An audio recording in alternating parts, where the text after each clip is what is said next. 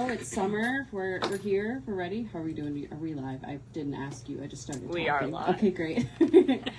For those who don't know, my name is Kelsey Bigelow. I am a poet based here in Des Moines, and I get the pleasure of hosting these quarterly, we call them quarterly, but it's really whenever Jan and I remember to schedule these, the open mic here at Beaverdale Books, and I just really love it. It's such a cute little space that we all get to just come together and enjoy poetry, whether it's your own or someone else's. It's just some time to share our favorite poems with each other. And we have 4, technically 5, because he is on his way. He is messaging me coming from the fair. So we have about 5 poets tonight. I think it's going to be a really fun night. And do you guys mind if I kick us off with a poem? No. Yeah. So as we were talking, as you probably heard us talking, I do this thing on Instagram with my best friend Caleb, where on the first Monday of every month, we ask our audiences to give us random words, and then by that Friday, we both write poems using all of those words. We've done this going on almost 3 years now, and every month we question our sanity. But now we have been having special guests on with us, and we open it up to our audience, and we ask our audience, you guys only have to use 5 words, not all of the words, because we like you better than ourselves, and then you can submit those to be published. There's no gatekeeping, no fees, no one is rejected. If you wrote something for the potluck, you get to enjoy the feast. And so we publish those every year. And we just published the 2024 batch of poets in this beautiful anthology. And I'm so excited. So I'll read something from this a little bit later. But and Beaverdale Books just placed an order for this today, so you can expect to get this here soon. We can take orders tonight. That too. But this poem I'm going to read for you is this month's because I just did it. I just got off the Facebook or the Instagram Live about half an hour ago doing this. And these, I'm going to tell you my words, and then, because we've got time, I'm going to tell you the words and then share the poem. This was actually not a record month. I think my record is 36 words one month. Haven't touched that in a while, and I'm happy. This month I only have 14. My words were autumn, beam, clock it. That's a slang term right now for anybody who doesn't know, and I was a little generous with it. Defeated, fangs, grams, otter, panoply, which is a word I learned.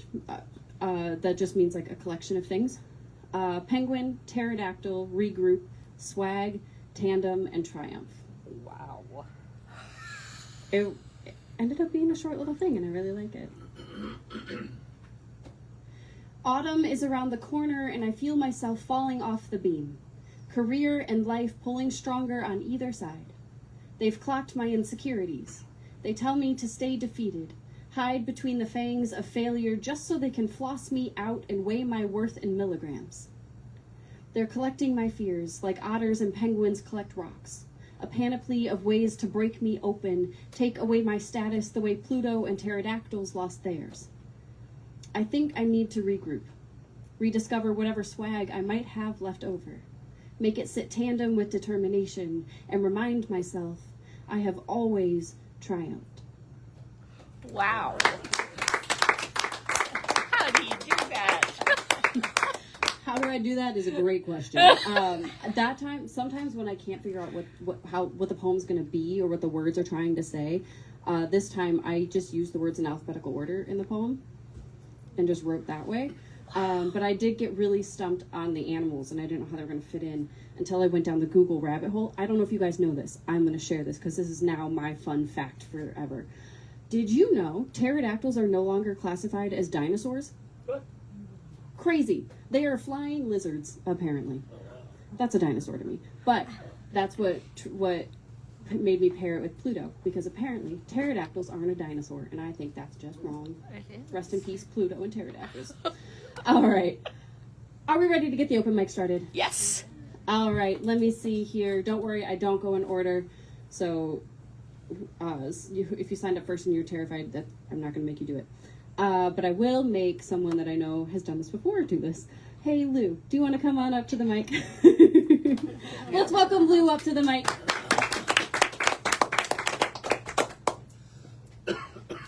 Hello, I'm Lou. This poem, oh, shoot. Yeah. Okay, I'll figure it out somehow. So this is a poem that's kind of inspired by the concept of an immovable mover. Someone that kind of stays in the same place and kind of pushes things where they need to go, but not actually moving themselves. It's also a giant ocean metaphor, and it's about being trans. Here's the working title. It's called Fish Eggs. Sorry, but you're not going to find them here. I've only heard their name in passing. Brief flickers of eye contact before we slink into our differences again. Locking eyes as we man the helms of two ships passing in the night. They look beautiful up there, sure, but God knows they're not me. But I say that, and we're not even sailing. It's more like two currents aching parallel to the whims of the moon. But I say that, and it's not even an ache for me anymore. Because I don't know if anybody told you this, but when you're hoisted over your hull into the ocean, and you drown in the ocean, and then you become the ocean. And I love the ocean, and I will always love the ocean. And now I scuttle on rocks and shimmer sunlight in the seaweed, and I brush by everything, everyone. I float listlessly wherever I'm called, and one day I went deep down farther than I usually go. And as I did, a large bubble popped out of a hole in the ground, and I saw my face for the first time in years, and it was so beautiful, I cried myself. I recommend you do that first before you ask me to find them for you.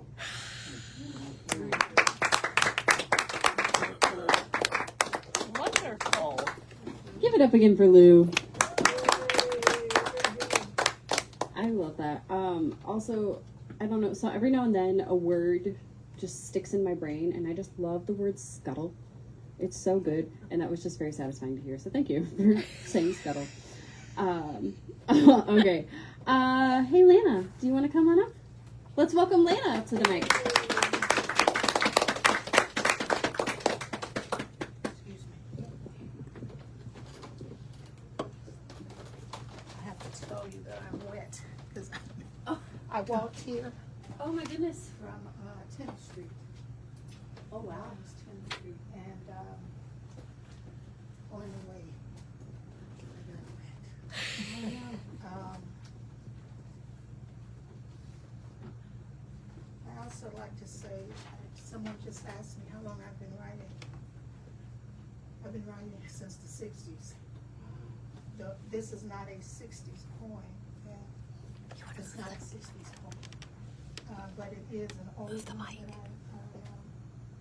oh, I'm sorry. That's It's an old one that I wrote several years ago. So it's one that I like, and I'm hoping that you also will like it. I don't know about comments on poems. When I heard yours, I was thinking, has that poem been published? Because it sounded like one. I mean, I hear the book, but has it been published somewhere else? Because it sounded like something I had read. No? No, it hasn't. Shoot, thank you. But I did think maybe I had read that poem that you did. There was something about it that was familiar. What else did I want to say to you? So, because I've been writing so long, I have been published, but I haven't published a book.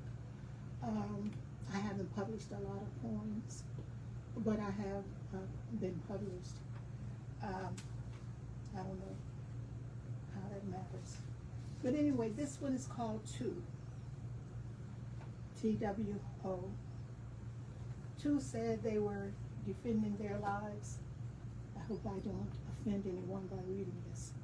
Two said they were defending their lives when they shot two dead, the two armed adult white men in Florida who shot to death two unarmed black male teens, 17-year-old Trayvon Martin and 17 years old Jordan Russell Davis.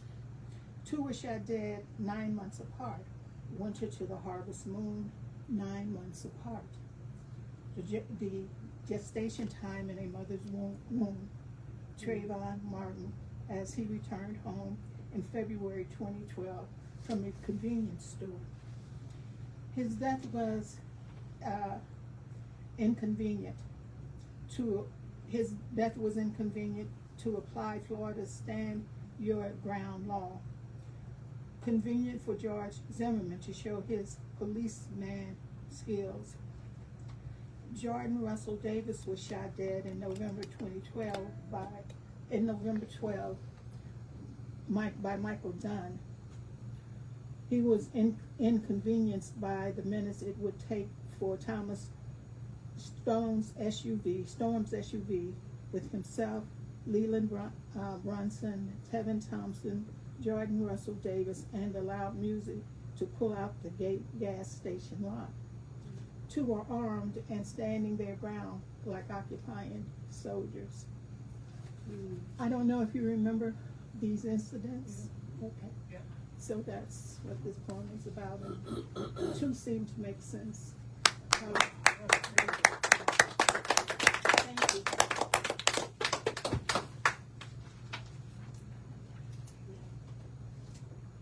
Give it up again for Lana.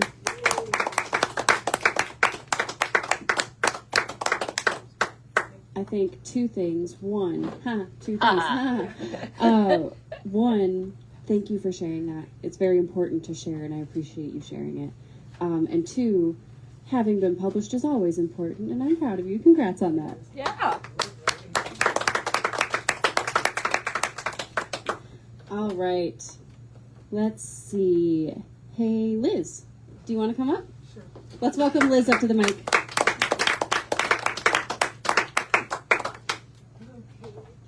I'm probably the less hip person here. Oh, I don't think so. But I have liked poetry ever since I was in 5th grade, so, now that I'm in my years, I thought I'd try it again. So, what happens if you're plan A? What happens if the best answer to the problem is everything that you are? What if you no longer have to be content with what others believe you are, and instead see that you are others' contentment? You are the finest silver, the place the sun reaches for every morning to light upon. You are the beautiful bowl of keys. Yeah, you are the beautiful bowl the keys sit on, so another will be able to find what they need. Heck, you're the starter key. This is not fantasy. How will you walk in this new reality knowing that you are what is necessary? Oh. That was pretty hip. Give it up for Liz. You are the beautiful bowl to put, I'm going to butcher the line, the beautiful bowl to put the keys in. What a metaphor. That was gorgeous. Uh-huh. The keys sit in so another will be able to find what they need. Oh, I love that. That was beautiful. And Thank then you're you. the starter key. Yeah, You're the starter key. The starter key. I love it. Oh, thank you. Sure. I happily twisted your arm into sharing, and I'm glad you did. You did. Speaking of twisting your arm into sharing, hey Beth, do you want to come up to the mic? I know you're taller than me. This will fall down if you want to. Yeah. Okay. It'll pick up your voice pretty well. Okay, well, it's been years since I've read anything, so, okay, thank you so much. Well, I didn't realize, I don't know when I became an alcoholic, but at some point I did. I wasn't one until I was. And I tried 17 different times to get sober. And I'm on the 18th, and I'm 1,428 days sober. Wow. One of my outlets is writing about it, and because I'm pretty introverted, and so this is just a short piece that I put together about that. It's called The First 500. Time is a trickster. It stretches, it snaps, it's a slow drip in hell, agonizingly slow. It's a blink in sunlight, painstakingly fast. Day 500, it slipped by without ceremony. Boots for recess, check. Emails, deadlines, check. Brussels sprouts, laundry, detergent, eggs, cereal, check. Don't drink, check. But not every day is so quiet. Some days, the time limps, mocking me with the crawl of the second hand. Every tick a dare. Stormy days are the worst, when my feelings drop anchor in my chest. Rejection, shame, insecurity, suffocating. I want to cut the line and I want to float free, pour something sharp down my throat and sink the feelings. I open my sober app. I stare at the number, willing it forward. It stares back, unblinking, unmoved, unimpressed. I'm anchored in sobriety, but that river, that dark swollen river, it calls my name. Its current whispering, just one sip, no one will know. Come home. I can feel the mud sliding under my feet toward the river, the cold biting my calves, the pull and the promise. But for 500 days and then 1,428, I've stayed on shore. I choose to feel it all, to let the pain burn without drowning. When I ache for a shield from the fire I'm feeling, but the only shield I have is coated in kerosene. I wear the quiet dignity of my own skin now, but the river still reaches for me. I plant my feet and I watch it rage, and I stay dry. Wow. That's wonderful. Give it up again for Beth. I'm very happy that you shared, and I'm proud of you. Congrats. Thank you. Yeah. I didn't need readers last time I shared, so it's Yeah, it has been a minute. So for those who don't know Beth, if you don't know Beth, you should know Beth. Beth is an incredible person, especially around Iowa. Beth is CEO of Greater Iowa Girl Scouts of Iowa. Jeez. But I like to say that my claim to fame is I got to meet Beth years ago at the Des Moines Poetry Slam, way before I knew who she was, and I was like, okay, you guys all know her as Girl Scouts of Iowa. I know her as Beth from poetry. And so I'm very happy to see you back on the mic. That was lovely. Thank you. I love following you. Oh. All right. We have two more readers on the mic. Hey, Alex, do you want to come up and join? Sure. Come on up. Let's welcome Alex up to the mic.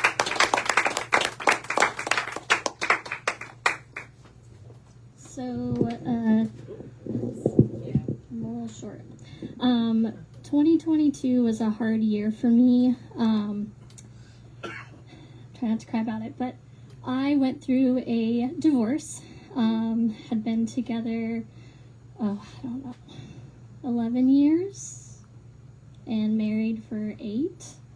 And I decided that I was no longer happy and needed to leave. So I wrote a series of poems during that time to kind of help me get through and cope. So I'm just going to read just a couple for you guys. First one is titled Chains. There are chains that keep me stuck. One link is wearing down, but only enough to tease me. Wanting freedom so bad I can taste the blood caked around my restraints. So unfortunate that I am chained to the ground. I envy the clouds.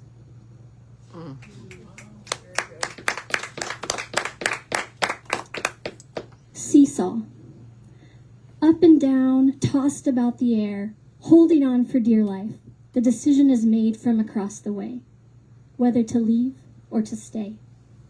Up and down, nauseous from being tossed around like salad. Should I still hold on? Is it my turn to make the decision? Leave or stay? Leave or stay? What a mess I've made.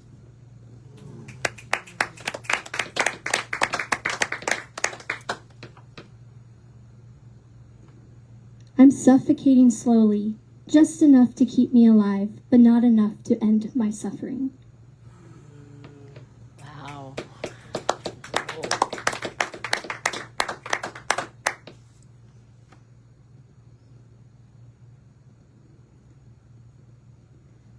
Wasted breath. There's a glimmer, a fleck of light, taunting me to go further into the darkness. The energy is oddly soothing, mysterious and familiar even. The air turns viscous and I'm exasperated. My eyes search frantically for any signs of life. It's always frustratingly out of my reach. An unfair game. One that I am growing weary of. I try to stop for a moment, try to catch my bearings. The sense of urgency is palpable. I'm exhausted just wasting my breath. Which way is which? I can't tell if I'm going deeper into the stark abyss or if I'm just circling. I might be lost. Do I even know where I'm going? Extremely maddening. Never ending. Anticipation. Another flash of light sparks a flame. Hope. And just as quickly as it ignited, it flamed out. Are my eyes deceiving me? Perhaps my judgment is clouded by desperation. How long has this been since I saw any flicker? I'm afraid I'm trapped.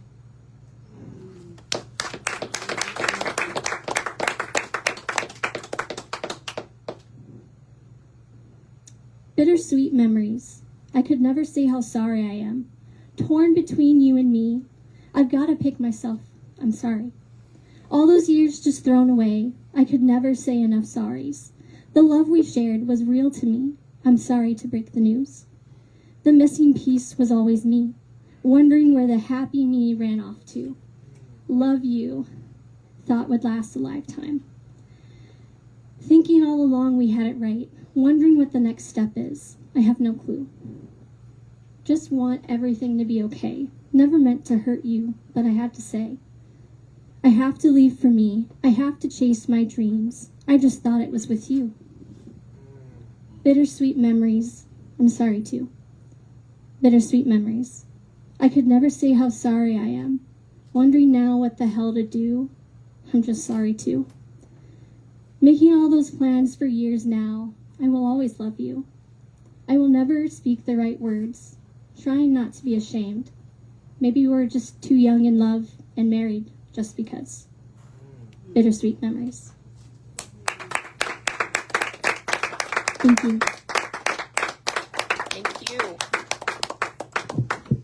Give it up again for Alex. So, like, what was it with 2022, with 2023? Because, like, I also got divorced at that time. Yeah, and thank you for sharing, and thank you. I'm glad to know that you were writing through it, because same. Yeah, thank you for being here. All right, yeah. Hey, Matthew, do you want to come on up? Sure. Fresh off the fair? Let's welcome Matthew up. First, he has to tell us what he ate. Yeah, tell us about your day. So, It doesn't. my day. It my doesn't day. change. Yeah, It doesn't change at all. No. Sorry, yeah, it's not. We're gonna, wow. Yeah, there you go. My day really started yesterday because I got like one of those like booster vaccine things, you know. No. But then like it made me mad, like sick and tired, and I was like, and then I fell asleep at a normal hour, which is like crazy for me because I never sleep at a normal hour. So then I go to sleep. I wake up, it's 4 a.m. and I'm like, what happened? I didn't even pack. Like, I need to go. I'm in Jersey, guys, by the way. I'm like right outside New York City. You didn't pack? I didn't pack. I had like 3 things in my suitcase. And I was like, well, I guess I'll pack at 4 a.m. And I'll take a nap before I gotta go catch my flight. I did not nap. I didn't catch it. I didn't even sleep on the plane. It was terrible. But, so like went, I caught my plane out of Newark, got here, sister picked me up, went straight to the fair, went straight to the butter cow. It was like, yeah. I felt like it was better than the last time I was here. I felt it was more buttery then. I don't know. And I had the Scotcheroo shake thing. Yeah, it's like number 3. It looked really good. It felt like the most Iowan. No, number 1 looked really Iowan too. But I'm like, the Scotcheroo thing, I want something sweet. I felt like that was the most Iowan thing that was like sweet and that was like a drink. Because, I don't know, I wasn't really that hungry. It was also mad hot. It's like 9 degrees, y'all. That's crazy.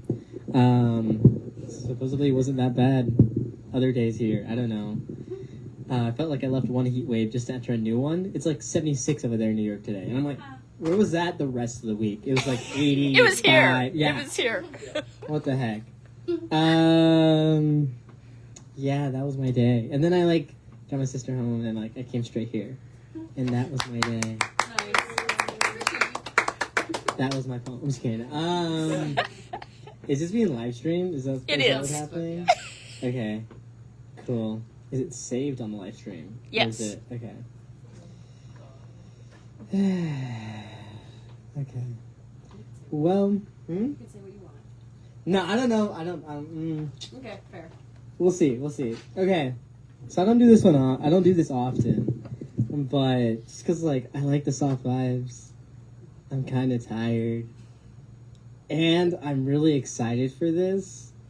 I got another book in the works, Woo! and I think it's gonna be a banger. I just need to edit a couple things, and then write a few more poems. But like, I really want to put it together before I start grad school here in the fall, out in Jersey for this big like MFA program for poetry. So I want to like finish this book before I start it, so that way my writing doesn't change, and I can document this time of I moved out of Iowa like 4 years ago, 3.5, almost 4 years ago, and I had a book published right before I moved. And so I kind of want to document my writing of this time period of my life by releasing this, and I feel like it's really close. So I'm going to read the first poem of this. I've never read this out loud, by the way, guys. So this is going to be mad interesting to do. Yeah, Facebookers, if you like it, the 3 of you probably watching, you should get it whenever it drops, whenever a publisher picks it up. And when you come to Beaverdale Books Yes, to when I come back here launch it. to launch it, of course. I Yes. will come back to Iowa for the launch. Anyways, lots of talking. I love to talk, guys. I'm great at taking up space. Never been scared of that. I have been scared of stains, and like I got stained from the Scotcheroo thing, so be careful if you get it. Okay, wait, let me put on the do not disturb. Got it, text. Title's First Date Impressions. I was told first date impressions are important, but it seems like the only one I've made is in my bed, and you gotta earn that type of depression. But like, I'm not even depressed like that. I don't have depression, I'm just not a morning person. And sometimes that seeps into the afternoon. I'm typically hella happy and energetic. Ask anyone who says they know me. Ask my parents. Wait. No, don't ask my parents. They'll say I'm crazy or lazy or arrogant or many other things. Well, anyways, this is a terrible way to start a first date. Tell me about yourself. Did your parents remind you of the people you came from? Were you constantly reminded about how easy you have it? Did they ever make you feel like a problem that needed fixing? How did they try to fix it? A, the belt. B, medication. C, comparing you to others. D, other. E, all of the above. Ah, other? Yeah, I didn't get to do that because I had all of the above at home. Wow, I'm really terrible bringing it back to me and all. Like, tell me more about you. Did you also wish who your parents are now, who they become, were the parents who raised you as a kid? I know, they were trying the best they could with what they had, and that I was treated better than they were as children, and that we moved from a shot-up street in LA to a cornfield in Iowa, which is the quietest life they've ever been able to live, and I can see that my dad still has border crosser in his eyes, and that my mom still has earthquakes in her bones. I've heard the stories, had to pry it out of them, and I'm over here complaining how it's hard for me to get up to go to work. Like, my parents survived the Civil War, and I can't even get out of this bed. But this bed has an evil John Cena type of grip because I can't even see what's holding me down. And oh, I'm sorry. I started talking about myself too much again. I've been told I can be too much at times. Anyways, have you decided on what you want to eat?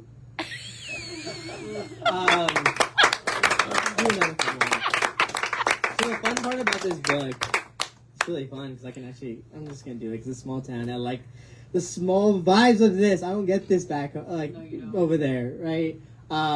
If any of you are in the New York City tri-state area, I do a lot of work with the New York Poets Cafe, which is like, if you ever heard of snapping for poetry during the poem, they invented that. Really? Yeah, in Miguel Agarin's one-bedroom apartment, the cops called on them for clapping too loud. So they just started snapping because the cops don't come if you say your neighbors are snapping too loud. So I really don't get these intimate scenes anymore, and I really love it. So I'm gonna do one more from that just because why not? And it was next up on the list. And can I do 2 more poems total? I mean, okay, cool. This one's not that long, so thank you for sticking with me. I know I'm taking up a whole set. I'm so sorry. Refractions in New York tap water. I'm on a date, and I'm still thinking about her. About her body, about the her-shaped hole she left in my heart. I think about what my therapist said to me, about how it's okay to move on. It's okay to seek connection even if one isn't fully sealed. It's okay to still feel for the past while knowing why the past didn't work, why it never will work. Like, I want to be with her, but I know I can't be with her. Like how she was never truly herself with me. And I never truly knew how to be myself in the first place. And now I'm on a date. And something about the way this person joked with me right now reminded me of a joke she once told me. And it's not like I don't care about this person in front of me. But thoughts about her bubble in mine. I hope she's doing okay. I hope she's feeling better.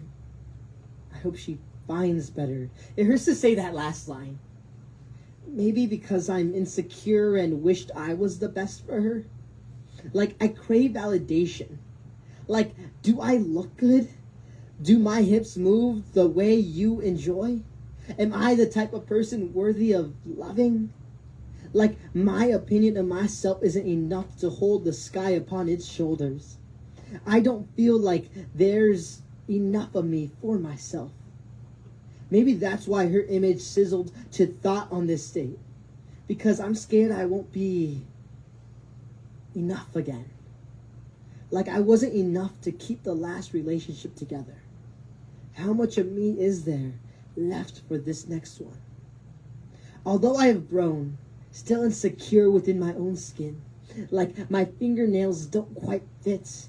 But my date smiled at me in the sweetest way. And her eyes butter at me, and I'm ready to move on. Although I'm a bit scared to let go of the only thing I've known for years. My date joked with me again.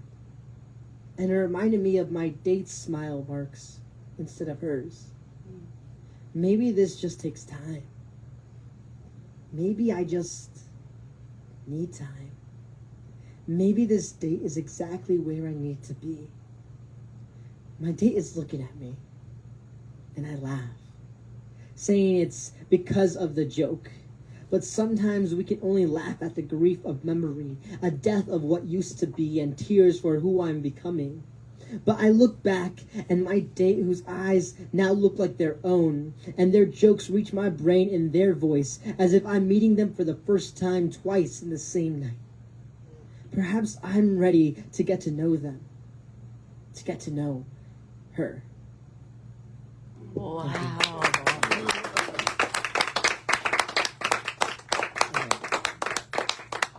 That was the soft shit. I'm gonna do one more because Kelsey said I can, and she has all the power here. Or so I believe. Anyways, lots of things are happening in this world and in this country and in this place and everything that's happening, and to my family and to everything around me. So I kind of close every single time I do multiple poems with this because I need to practice it because I have a lot of sets coming up for Hispanic Heritage Month. And also, because I think it's important to say no matter where I'm at, whatever stage I am, and no matter what anyone feels, because this is who I am.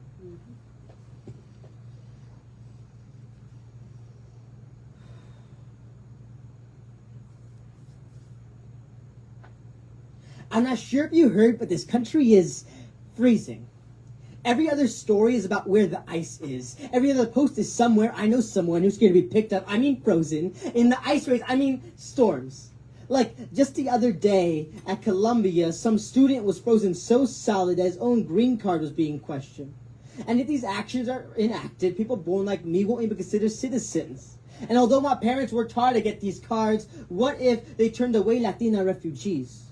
What if my dad had been in the wrong place at the wrong time before he got those papers certified? And I have family telling me they're worried about their parents. And I have family telling me they're worried about themselves because I speak freezing over workplaces, but my people gotta work to eat. And my people gotta work so you can eat, cryogenic conditions, cutting your meat, picking your berries with the frostbitten hands, cooking your food, cleaning your houses, all just for you to ice them out. That's real cold of you, America. And there's nothing I can do except inform and educate and inform and worry about my people and worry about my family and worry about my friends because these storm clouds, they're getting closer and closer to the ones I love, and they could be taken while I'm spitting this poem and I wouldn't even know. Like some of my friends don't even know the place they were born. Some of them came here to escape a war. And others came to pave the way for better lives after your country fucked up their country, and you want to call them criminal? Saying that you should have came here legally while purposely keeping your system broken, like we don't live under the same moon, like it's not my fault that instructions were not included, and you know what? I hope your heart stops from hypothermia.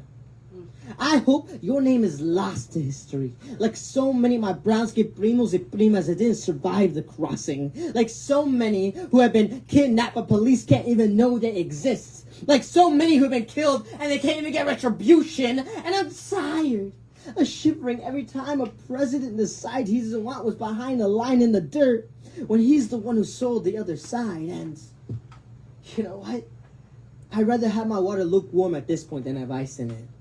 Like, I want to write a poem so hot that it melts all the ice outside. Like, stay out of my school, and stay out of my work, and stay out of my hospitals, and stay out of my church. Because these prayers be heavier than the bottom 2/3 of an iceberg. And I'm tired of my friends posting, telling me where they're at. And I'm tired of my friends posting, telling me what to do if they pull up. And I'm tired of being tired because just like you, it's unwarranted. And let's just build a bigger fence around the White House to keep them away. Actually, let's make it a wall. Actually, let's just change who's in charge. Actually, let's just change the whole system. Let's go out there steaming. Let's go out there with that Latino type heat. Let's go out there and burn the whole thing down. Let's go out there and melt the very ground we stop on, because I am tired of waiting for this weather to pass. Come on. Woo. Give it up again for Matthew.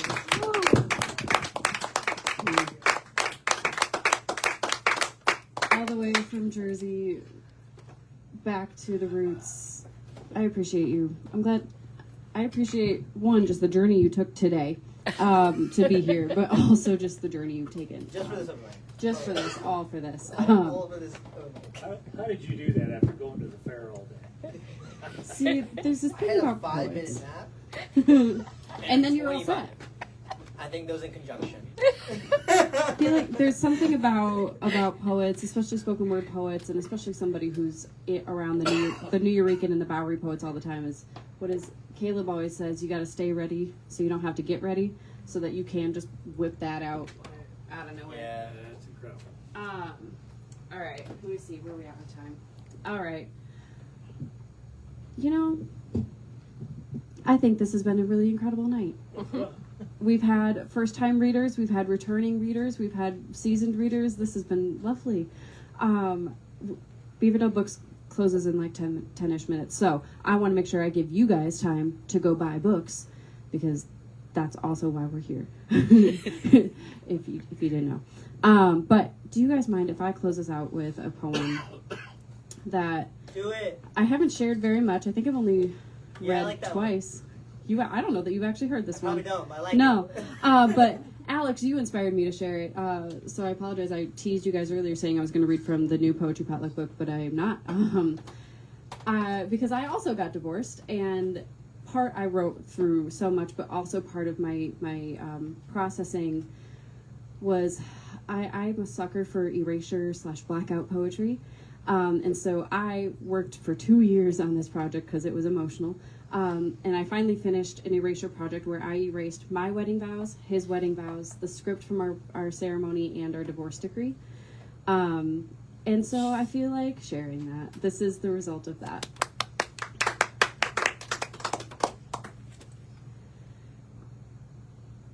My vows. To me. Day is here and I hope you feel joy.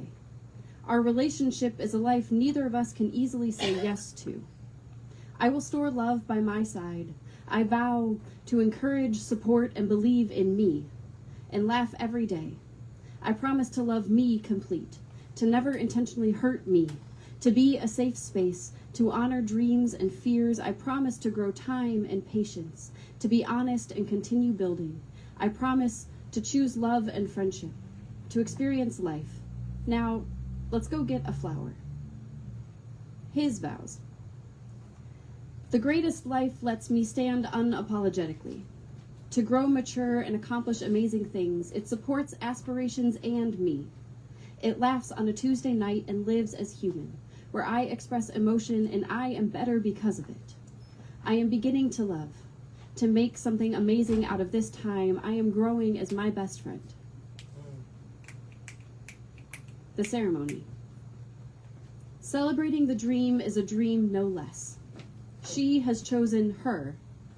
As you separate individual and unique, you can live and commit. I see individual love to celebrate. Suffering is not what love is supposed to look like. I want one that is quiet but fills a room, simple yet captivating, a special one that brings my deepest weird, choosing all detours, fostering uniqueness, silliness, giving space without fear, knowing love extends every day. I continue to choose me. Do I take me? I chose to promise joy, comfort, dreams, and support. So from this day forward, I will laugh. I will strive. I will speak with encouragement always. By the power vested in me, I now pronounce me, my way, for the first time. The divorce decree. Petitioner settled for more than 1 year for the purpose of marriage. There has been a breakdown such that she cannot be saved. It is therefore ordered the petitioner is restored all rights and privileges of single persons, awarded a name free and clear from any other, only indebted to hold herself. Support costs a return to premarital name. It is so ordered.